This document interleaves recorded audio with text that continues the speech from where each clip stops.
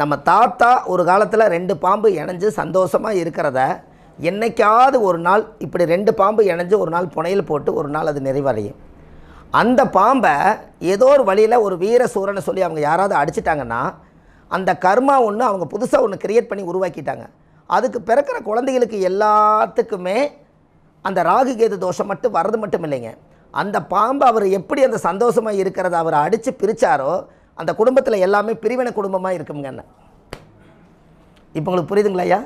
நீங்கள் அமைதியாக இருக்கிறத பார்த்தா இது ரூல் மாறுதோ இல்லை கைதட்டலையே இல்லைங்க? அது கேட்டேன். ஆமாம், பாம்பு அடித்தா வம்ச விருத்தி ஆகாதுங்க. பாம்பு அடித்தா அந்த குடும்ப வம்சமே விருத்தி ஆகாது. இன்னொரு விஷயம், ஆண் வாரிசுகளுக்கு எல்லாமே யோகம் பூரம் போயிடும். ஆண் பிறக்கும், வாரிசு இல்லை. ஐயா நீங்கள் ஒரு பாவத்தை நீங்கள் எப்படி புதுசாக க்ரியேட் பண்ணுறீங்கன்னா, நீங்கள் மேலே பாருங்கள், உங்களோட ஒரு 7 தலைமுறைக்கு முன்னாடி ஒரு பாவத்தை ஒருத்தர் செஞ்சுருப்பார். இந்த பாவ கணக்கு உங்களுக்கு வேணுமில்ல? ஒருத்தருக்கு பாவம் எப்படி வருதுன்னு தெரியணுமில்லங்க. என்ன அதுக்கு ஒரு சின்னதாக ஒரு 4 பாயிண்ட் ஒரு கதை சொன்னா தான் இனிமேல் நம்ம ஒரு குடும்பத்தை கெடுக்கலாமா வேண்டாமா இல்லை நம்ம வேலையை பார்க்கலாமான்னு ஒன்று தெரியும். அதுக்கு நான் ஒரு சின்னதாக ஒரு 4 வரியில் ஒரு கதை சொல்கிறேன். ஒரு சன்னியாசி ஒரு வீட்டில் குடியிருக்கிறாரு. அதுக்கு எதுக்கால ஒரு கணவன் மனைவி 2 பேர் குழந்தை இல்லை. கணவன் மனைவி 2 பேர் எதுக்கால வீட்டில் குடியிருக்காங்க. ரொம்ப நாளாக சன்னியாசி மேலே அந்த பொண்ணுக்கு ஒரு ஆசை, ஒரு காதல் வருது. ஒரு நாள் போய் அந்த அம்மாவே போய் என்னை உங்களை பிடிச்சிருக்குது, என்னை நீங்கள் வாழ்க்கை கொடுங்க அப்படின்னு கேட்க அந்த சன்னியாசி சொல்கிறாரு, நீ கல்யாணமான பொண்ணுமா, நான் சன்னியாசி, இது எப்படி சாத்தியங்க? அப்போ இந்த அம்மாவுடைய எண்ணம் என்னென்னா அவங்கள அடையணும்னு ஒரு எண்ணம். அப்போ உடனே என்ன பண்ணிடுறாரு, இந்த அம்மா புருஷனை கொண்டு போட்டு இப்போ நான் போய் நான் கணவன் இல்லாமல் இழந்து நிற்கிறேன்னு சொல்லும். புரிஞ்சுதுங்களா? அவங்க கேட்டது சன்னியாசி என்ன கேட்டார், கணவனோட நீ கணவன் மனைவியாக இருக்கிறேன்னு சொல்ல. அப்போ இது தானே தடுக்குது. அதனால் இந்த அம்மா என்ன பண்ணி போடுச்சு, புருஷனை கொண்டு போடுச்சு. இதை கொன்ன உடனேயுமே இந்த ஊரில் இருக்கிறவங்க எல்லோரும் ஊரை கூடிட்டாங்க. இந்த ஊரே கூடி கடைசியில் எல்லாம் வந்து என்னப்பா நடந்துன்னு கேட்டால், என்னுடைய காம வெறியனால இந்த சன்னியாசி என் புருஷனை கொண்டுட்டான். என்ன என் மேலே ஒரு ஆசா பாசையில் இது என் புருஷனை கொண்டுட்டாப்புல அப்படின்னு சொல்லலாம். இந்த சாட்டு இந்த புருஷனை கொண்டாச்சுங்களா? இப்போ இந்த சன்னியாசிக்கு என்ன கொடுக்கணும்? அவனமே கொண்டாச்சு, ஒரு தண்டனை இந்த காலத்தில் கொடுக்கணும் இல்லையா? அதனால் உயரை கொள்ள வேண்டான்னு ஊரே மன்னிச்சு கையை மட்டும் வெட்டிட்டு விட்ருங்க அப்படின்னு சொல்லி இந்த மணிக்கட்டோடு வெட்டி விட்டாங்க. இது வந்து ஒரு 1000 வருஷம் 2000 வருஷத்துக்கு முன்னாடி இது நடந்தது. இந்த சாட்டு இதோட முடிஞ்சிச்சு. அந்த சன்னியாசி அதோடவே போய் ஒரு காட்டுக்குள்ளே போய் தவம் பண்ணுறாரு. புரிஞ்சுதுங்களா? இப்போ 1000 வருஷம் முடிஞ்சது அந்த கதை. இப்போ இன்னொருத்தர் போய் ஒரு ஹோட்டலில் போய் ஒரு உணவு கேட்க போகிறாரு. ஹோட்டல்காரர் கொடுக்க மாட்டேங்கிறார். இப்போ அந்த சாப்பாடு கொடுக்கலனுங்காட்டி திருடி அவர் சாப்பிட்டு பசி தாங்க முடியாமல் திருடுனுங்காட்டி ஹோட்டலுக்காரர் அவனை துரத்துறாரு. அவனை கத்தி எடுத்து இன்றைக்கி குத்தியே போடணும்னு சொல்லி போட்டு துரத்துறாரு. துரத்தும் போது இவன் என்ன பண்ணிடுறான், மலங்காட்டுக்குள்ளே ஓடி வந்து சன்னியாசிக்கு பின்னாடி போய் ஒளிஞ்சிட்றான். அப்போ இந்த சன்னியாசிக்கு என்ன கேள்வின்னா, தவம் எதுக்கு பண்ணுறாருன்னா, நான் யாருக்கு ஒரு பாவம் செய்யலையே, என் கையை ஏன் வெட்டணும் அப்படின்னு இவங்களுக்கு ஒன்றும். இவன் என்ன பண்ணி போட்டான், பின்னாடி போய் ஒளிஞ்சு உட்காந்துட்டான். அப்போ அந்த ஹோட்டலுக்கார் வந்து கத்தியோடு வர்றார். வந்த உடனே அவரை பார்க்க வந்தோடனே இவன் உட்காந்து அந்த ஒளிஞ்சிக்கிறத பார்த்தோன்னே இவரைத்தான் கொல்ல வர்றாருன்னு சன்னியாசிக்கு தெரிஞ்சு அந்த லேசாக அந்த சாடையில் கையை மட்டும் எடுத்து இப்படின்னு காட்டுறாரு, அங்கே தான் இருக்கிறான்னு. இவர் உடனே அந்த ஹோட்டலுக்கார் போய் அந்த குழந்தை அந்த அவனை கொன்று நாசம் பண்ணிடுறாரு. அப்போது இது முடிஞ்ச உடனே சிவன் நேராக வர்றார். இந்த சிவன் நேராக வந்த உடனே சிவன் கிட்ட ஒரு கேள்வி கேட்கணும் வாழ்க்கையிலேன்ட்டு வர்றார். என்னென்னு கேட்டுறான்னா, ஐயா நான் ஒரு சன்னியாசி, நான் ஒரு பாவமே செய்யலை, ஆனால் என்னை ஏன் கை வெட்டணும் அப்படின்னு கேட்க. அதுக்கு அவர் சொல்கிறாரு, அந்த ஓடி ஒளிஞ்சாம்பார் உயிருக்கு தப்பிச்சு அவனை வந்து நீ இப்படின்னு கையை காட்டுனுவார், அதனால் அந்த அந்த அவர் வந்து ஹோட்டலுக்கார் வந்து அவனை கொண்டு போட்டார். இல்லாட்டி அவர் திரும்பி போயிருப்பார். அந்த உயிர் உன்னால் தான் போச்சு, அதனால் வந்து நீ கை காட்டுனாலும் அந்த கை இல்லைன்னு சொன்னார். எப்படி இதுக்கு ஏதாவது ஒரு கைதட்டுவீல? எப்படி என்ன உங்களுக்கு கை இருக்குது ஏனுங்க ஐயா? அப்போது இந்த பாவம் எங்கிறது வந்துச்சுங்க ஐயா? அந்த கையை இப்படின்னு காட்டினதுக்கே இவர் கை துண்டாக போச்சு. அப்போது இந்த பாவத்தை வந்து சன்னியாசி காட்டுனால சிவன் கரெக்டாக சொல்லிட்டு போயிட்டார். அந்த உயிரை படைச்சது நான், அந்த உயிரை எடுக்கிறது நான் தான் எடுக்கணும். நீ ஏன் வந்து தவம் பண்ணிவிட்டு என்னை நினச்சிட்டே இருக்க வேண்டியதானே? ஒருத்த கொல்ல வந்தாங்கிறதுக்காக நீ எதுக்கு வந்து கையை காட்டின? அவனே தெரியாமல் சுற்றுறான். அவன் முன்னாடி போய் நீ அங்கே தான் இப்போ ஒளிஞ்சிக்கிறாப்படி நீ எதுக்கு சாடையில் காமிச்ச? அந்த சாடையில் இப்படி கையை காமிச்சதுனால தான் உனக்கு வந்து கை போச்சு. அப்போது 1000 வருஷத்துக்கு முன்னாடி நடந்த ஒரு சாபத்துக்கு இப்போ தான் அதுக்கு பரிகாரம் கிடச்சிருக்குதுங்க. இப்போ புரியுதுங்களா ஐயா? அப்போ இனிமேல் ஒரு குடும்பத்துக்குள்ளே கொண்டு போய் யார் என்ன பண்ணாலும் பரவாயில்ல, அவங்கவுங்களுடைய கர்மா. நாம் போய் அந்த குடும்பத்துக்கு ஒரு பிரிவினைக்கு ஒரு தொடர்பாகக்கூடாதுன்னு சொல்ல வரேன். என்னங்க ஐயா? அவங்க இப்போ நீங்கள் நல்லா பாருங்கள், ஒரு குடும்பத்தில் டைவர்ஸ் ஆகுது, கல்யாணமாகி பிரிகிறாங்க. இது என்ன சாவணம் யாராவது தெரியுமா? ஐயா, ஒரு கல்யாணம் ஆகுது, நல்லா தான் எல்லாமே ஒரு பொருத்தம் பார்த்தா கல்யாணம் பண்ணி வச்சாங்க. ஜோசியர் எல்லாமே பொருத்தம் போட்டு கொடுத்தாங்க, எல்லாம் நகரம். ஒரு 3 மாதம் கூட வாழல, ஏதோ ஒரு மனஸ்தாபத்தினால 2 பேர் பிரிஞ்சிட்றாங்க. இல்லை கல்யாணமாகி நின்று போகுது, இல்லை கல்யாணம் நிச்சயதார்த்தம் நின்று போகுது. காரணம் என்ன தெரியுங்களா? ஒரு குடும்பத்தில் வசதியாக இருக்கிறாங்க, ஒரு குடும்பம் ஏழையாக இருக்காங்க. அந்த வசதியான குடும்பத்தில் இந்த ஏழை பொண்ணு போச்சுன்னா இந்த அம்மாவும் வசதி ஆயிருன்னு எதுக்காக இருக்கிற அம்மாளுக்கு பொறாமை. அதனால் இதை தட்டி விட்டுருச்சு போன பிறவிலேயே. அதனால் என்ன போச்சு, இந்த அம்மாளுக்கு அங்கே போய் வாழ வேண்டியதை தடுத்து இந்த அம்மா தான். அதனால் இந்த அம்மா உள்ளையோடது வாழ்க்கை பிரிஞ்சு நிற்கிது. இப்போ புரிஞ்சுதுங்களா? நீங்கள் எதை விதைச்சிங்களோ அதுதான் எதுக்கால இருக்குதுங்கன்னு. கொஞ்சம் எல்லாம் சைலண்டில் போட்டு. ஐயா, நாம் பந்தெடுத்து செவுத்தில் அடித்தா எங்கேங்க ஐயா வரும்? அதைவே நீங்கள் நினச்சிக்க வேண்டியதான். பந்தெடுத்து செவுத்தில் அடித்தா எதுக்கு தான் வரும்? அதில் ஒன்றும் மாற்றம் இல்லையே. அப்போது ஒருத்தருடைய கர்மா நாம் வந்து நீங்கள் நல்லா யோசிச்சு பாருங்கள். ஒருத்தர் கேஸ் போடுறோம், ஒரு கோர்ட்டில் ஒரு கேஸ் போட்டுறோம்.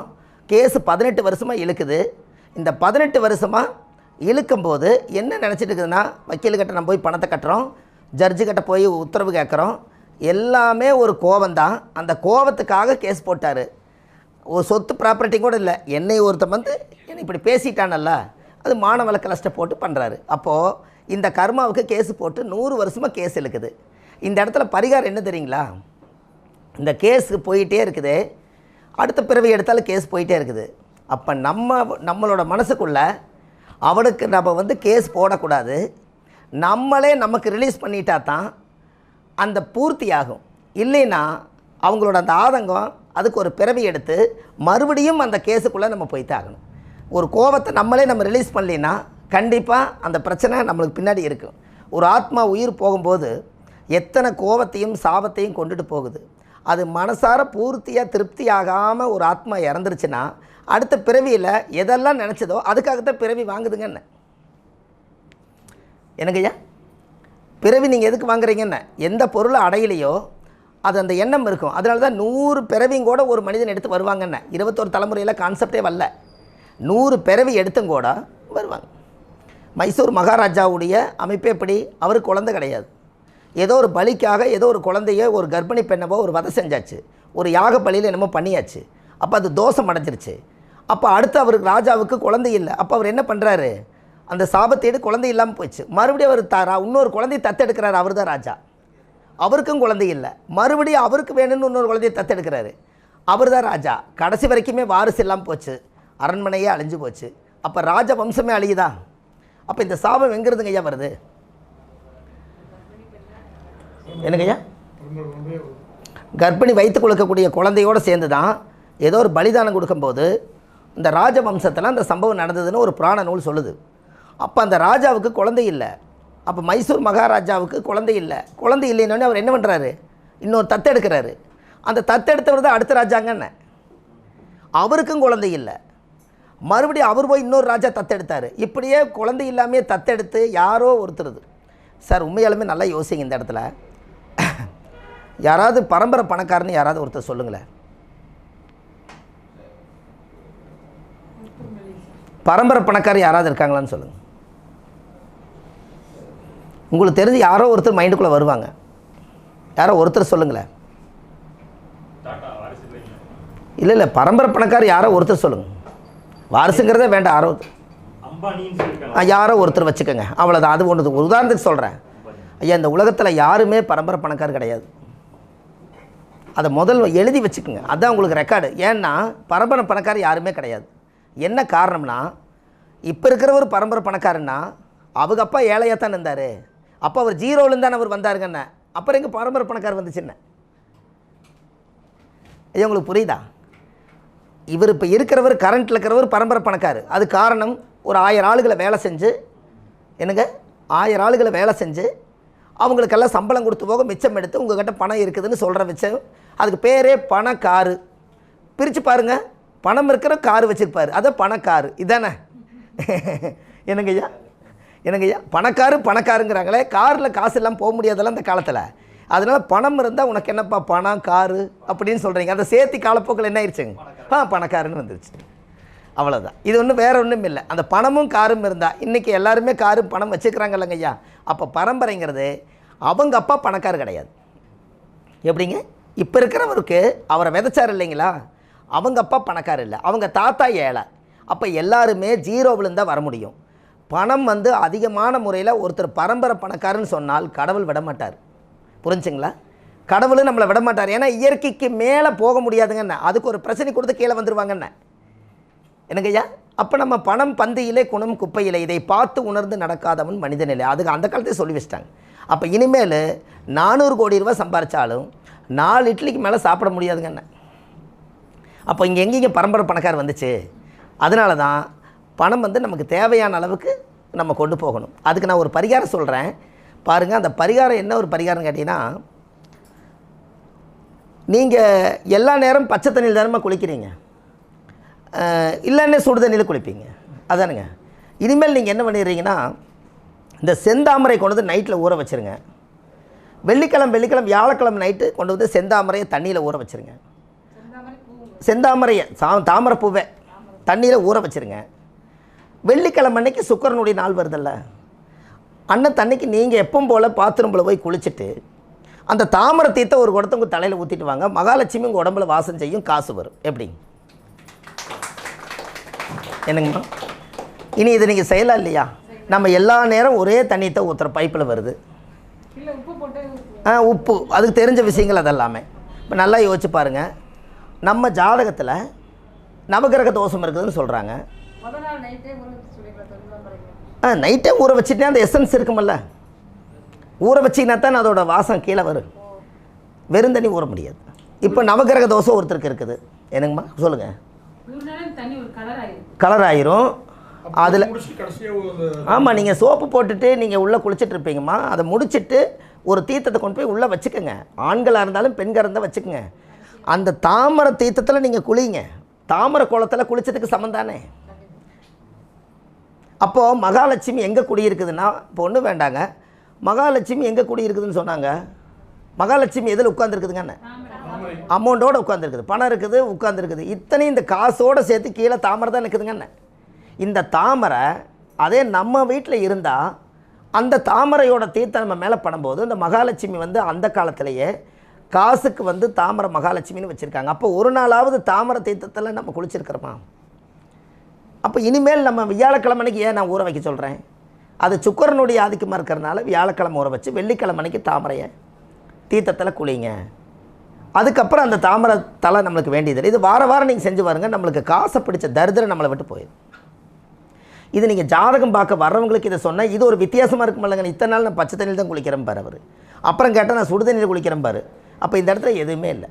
இப்போ நீங்கள் ஒரு ஜாதகத்தை கொண்டு வர்றாங்க, எனக்கு நான் 18 வருஷமாக நான் ஒன்றும் போகாத கோயில் இல்லை, கும்பிடாத சாமி இல்லை, என்னாத பணம் இல்லை, எல்லாம் பண்ணிவிட்டு வாழ்க்கையில் நான் முன்னுக்கே வரலைங்க, பெருசாக ஒன்றும் எனக்கு ஒரு வளர்ச்சியே தெரியலைங்கிறாங்க. காசே இல்லை அவருக்கு, பரிகாரம் பண்ணுற காசு இல்லை முதல். அப்போ நம்ம என்ன பண்ணலான்னா, நைட்டு 9 நவதானியத்தை ஊற வைக்க சொல்லுங்கள். அவர் ஜாதகத்தில் நவகிரகம் வேலை செய்ய மாட்டேங்குது, இந்த நவகிரகத்தை நம்ம வேலை செய்ய வைக்கணும். அப்போ நவதானியத்தை கொண்டு வந்து நைட்டில் ஊற வச்சு இதே மாதிரி காலையில் கொண்டு வந்து அவர் போய் ஒரு பாத்ரூமில் போய் எல்லாம் குளிச்சுட்டு இந்த நவதானிய தீர்த்தத்தை எடுத்து 9 நவகிரகத்துக்கு 9 நாள் ஊற்றுனாருன்னா அந்த நவகிரகம் வேலை செய்யுமா செய்யாதா சொல்லுங்கள்? இனி இது சின்ன பரிகாரம் தானுங்க. ஒரு 50 ரூபா 25 ரூபாய்க்கு நவதானியம் வாங்கினா போதும். அந்த காலத்தில் வறுமையின் நிற சிவப்புங்கிற கோட்டில் யாராவது போய் கடைசியில் தானியத்தை அழிச்சிடக்கூடாதுங்கிறக்காகத்தான் கோவில் கோபுரத்து மேலே இருக்கக்கூடிய அந்த குப்பையில் மேலே நவதானியத்தை கொட்டி வச்சுருக்காங்க. ஏன்னா என்றைக்கு வேணாலும் அழியலாம். அப்போ அந்த நவதானியத்தை எடுத்து உழவில் போட்டு அது நெல்லாக உருவாக்கி மறுபடியும் தானியத்தை வாங்கி வயிற்றுக்கு சாப்பிட்றதுக்கு தான் இன்றைக்கும் நம்ம சேமிப்பு மேலே தானே வச்சுருக்கோம். அப்போ அந்த அங்கே நவதானியத்தை ஏன் மேலே வச்சிங்கன்னா 9 கிரகத்தோட சக்தி மேலேருந்து வரும்போது அந்த நவதானியத்தில் பட்டு சாமியோட சிலைக்கு வருது. எப்படி இதெல்லாம் யோசிச்சுக்கிறாங்களா இல்லைங்களா ஐயா? அதனால தான் நவகிரக சிலையை முதல்ல சிலையை வாங்கிட்டு வந்தோடனே 48 நாள் எதில் ஊற வைக்கிறாங்க? நெல்லில், நவதானியத்தில், தண்ணியில், இதில் தானே ஊற வைக்கிறாங்கன்னு. ஏன் அப்படின்னா அந்த நவதானிய வாசம் இருந்தால் நவகிரகத்தினுடைய சக்தி பிறக்கும்னு வச்சுருக்காங்க. அப்போ நீங்கள் இனிமேல் அந்த காலத்துலலாம் பாருங்கள், முன்னோர்களெல்லாம் ஆறு இல்லாத ஊரில் குளம் இருக்கும், கரெக்டுங்களா? இவங்க காலையில் போய் குளத்தில் குளிப்பாங்க. அவங்களுக்கு தேவையான வருமானம் வந்துக்கிட்டே இருக்கும். ஏன்னா அவங்க உழுது நிலமாகி அரிசி எல்லாம் வீட்டுக்கு வந்துடும், காசு வந்துடும், சேவை நடக்கும். ஏன் அவங்களுக்கு அந்த கரெக்டாக வந்துச்சுன்னா டெய்லி குளத்தில் குளிக்காமல் போகவே மாட்டாங்க. காரணம் என்னென்னா அந்த குளத்தில் தாமரை பிறந்திருக்குது, அதனால தாமரை தீர்த்தத்தில் தினம் குளிக்கிறாங்க. இதுதான் அது பரிகாரம். எப்படிங்க ஐயா? எனக்கு ஐயா அந்த தாமரையோட விதை, அதோட எசன்ஸு, அதோட சேரு சகதி எல்லாமே அந்த தாமரை குளத்துக்குள்ளே தான் இருக்குது. அந்த தாமரை குளத்தில் போய் அவங்க குளிக்கிறாங்க, தினம் குளிச்சுக்கிறாங்க. அந்த காலத்தில் ஆறு இல்லாதவங்க என்ன பண்ணுவாங்க? குளிக்கிறாங்களே இல்லைங்களா? இந்த வறுமையெல்லாம் அந்த காலத்தில் அவங்கள விட்டு போயிடுச்சு. நான் அதனால தான் குளத்தை பார்த்து ஒரு பரிகாரம் எடுத்தேன். இந்த பரிகாரம் கிட்டத்தட்ட ஒரு 100 பேராவது கூப்பிட்டு சொன்னாங்க, ஐயா இப்போ நான் தாமரை தீர்த்தத்தில் நான் குளிச்சுட்டு இருக்கிறேனுங்க, உண்மையாலுமே மனசு கொஞ்சம் ரிலாக்ஸாக இருக்குதுங்கிறாங்க. ஃபஸ்ட்டு ஏன்னா அமௌண்ட் வந்தால் வரத்தான் என்ன செய்யும், ரிலாக்ஸ் காசு வந்தால் வந்துருமில்லங்க ஐயா. இப்போ நல்லா பாருங்கள், இப்போ கல்விக்கு நீங்கள் போகும்போது ஒரு பரிகாரம் எங்களுக்கு சொல்லணும், படிப்புக்கு நீங்கள் ஒரு பரிகாரம் சொல்லியே தீரணும், ஏன்னா குழந்தையினுடைய எதிர்காலம் இருக்குது அப்படின்னாச்சு. இந்த குழந்தை நல்லா படிக்கணும்னா அந்த படிப்புக்கு உண்டான கிரகம் என்னங்க ஐயா? புதனோட உறவு என்னங்க? தாய்மாமனுக்கு பாத பூஜை பண்ணி தாய்மாமன் ஆசீர்வாதம் பண்ணால் படிக்காத குழந்தையும் படிக்கும். எப்படிங்க ஐயா?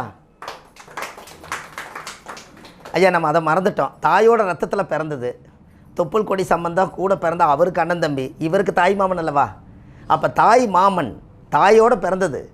அப்போது மாமனோட உறவு புதனோட ஆதிக்கமாக வருது. அப்போ கல்வி காரகனும் புதனாக வருது. அப்போ உயிரோடு இருக்கிற மனுஷனை மறந்துட்டோம், படிப்புக்காக வேறு எங்கேயோ நம்ம தேடுறோம். அது எப்படி வரும்?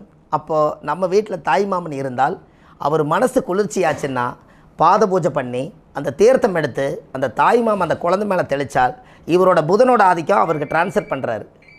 அதிலிருந்து அந்த குழந்தைக்கு ஞான சக்தி பெற்று அதிலிருந்து அந்த புக்கை படித்து அது பெரிய மெரிட்டில் சீட்டு வாங்கும். எப்படின்னு பாருங்கள். இனிமேல் என்னங்கய்யா, இனிமேல் பக்கத்தில் தான் இருக்குது தாய் மாமன், ஆனால் மறந்துட்டோம். என்னங்கம்மா, அடடா இப்போ தாய் மாமன் கிட்ட இந்த கல்வி இருக்குதா அப்படிங்கிறதா ஆயிடுச்சா இல்லைங்களா? ஒன்றும் வேண்டாங்க. காலையில் எழுதுனேன், கலைவாணி கையில் என்னங்கய்யா இருக்குது? அப்போ நம்ம வீட்டில் அந்த வீணை இருந்தால் தானே அந்த சுரங்கள் கரெக்டாக படித்து அவங்க பாஸ் ஆவாங்க. ஒரு ப்ராஜெக்ட் வீணையாவது வச்சுருந்தா கலைவாணியோட வாகனம்னு ஒன்று இருக்குது. இனிமேல் கலைவாணின்னு ஒரு வீணையை படிக்கிற குழந்தையோட ரூமில் வைங்க, ஆட்டோமேட்டிக் சுரங்கள் வேலை செய்யும். ஆனால் அந்த காலத்தில் அந்த தூணில் தானே செய்வாங்க, மரம் உயிரோட்டம் இல்லையா? அந்த தூணில் அந்த நரம்பில் அந்த சரிகமா பதனிஸாக பண்ணுவாங்க. அது ஒரு கலை படித்து தானே அவங்க அவளை பாட்டு சுவாரஸ்யமாக பாடி ஸ்டேஜ் வரைக்கும் கொண்டு போனாங்க. அப்போ அதுதானே கலை, அது வாணி, அதனால கலைவாணின்னு வச்சாங்க. அவங்க கையில் பாருங்கள், பாதி புக்கு திறந்து பாதி புக்கு இப்படி இருக்கும். அப்போ கலைவாணி கிட்ட போய் கேட்டால் என்ன சொல்கிறாங்கன்னா, நானும் படித்து கொண்டு தான் நிற்கிறேன், என்ன முழுசாக முடிக்கலைங்குது. அப்படி ஓப்பனில் தானே வச்சுருக்குது. அப்போ நீங்கள் என்னென்னா ஒரு வீணை ஒன்று, ஒரு கலைவாணியுடைய படம் ஒன்று, அந்த வீணைக்கு ஒரு பொட்டு சந்திரம் வச்சு புதன்கிழமை நாளில் இல்லை அசுவனி நட்சத்திரம் சரஸ்வதி குறிக்குதா, அந்த நட்சத்திர நாளுகளில் நீங்கள் அந்த போட்டோவை வச்சு சாமிக்கு ஒரு கல்கண்டு நெய்வேத்தியம் வச்சு ஒரு தண்ணி வச்சாலே அந்த குழந்தைய அங்கே உட்காந்து படிக்க சொல்லுங்கள், அந்த சரஸ்வதியோட தீட்சை இந்த குழந்தைக்கு கிடைக்கும்.